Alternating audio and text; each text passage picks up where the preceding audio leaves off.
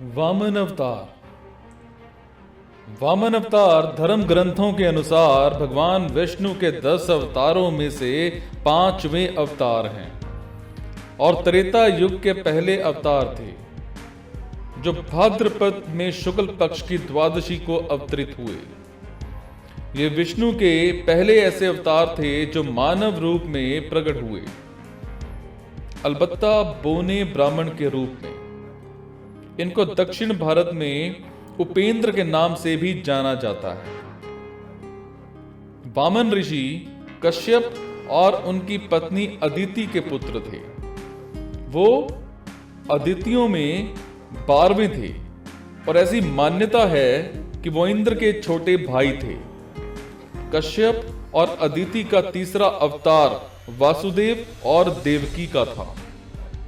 कथा के अनुसार श्री विष्णु ने इंद्र का देवलोक में अधिकार पुनः स्थापित करने के लिए यह अवतार लिया। देवलोक असुर राजा बलि ने हड़प लिया था। बलि विरोचन के पुत्र और प्रहलाद के पौत्र थे और एक दयालु असुर राजा के रूप में जाने जाते थे। ये भी कहा जाता है कि अपनी तपस्या और ताकत के माध्यम से बलि ने त्रिलोक पर आधिपत्य हासिल कर लिया था। वामन एक बोने ब्राह्मण के वेश में बलि के पास गए और उनसे अपने रहने के लिए 3 कदम के बराबर भूमि देने का आग्रह किया। उनके हाथ में एक लकड़ी का छाता था।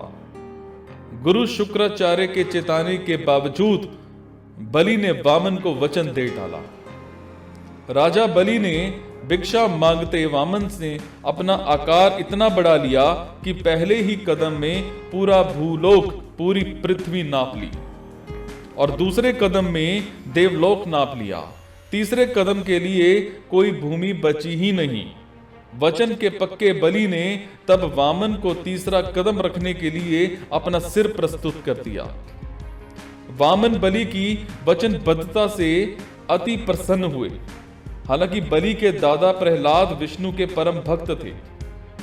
वामन श्री विष्णु ने बलि को पाताल लोक देने का निश्चय किया और अपना तीसरा कदम बाली के सिर में रखा, जिसके फलस्वरूप बलि पाताल लोक में पहुंच गए।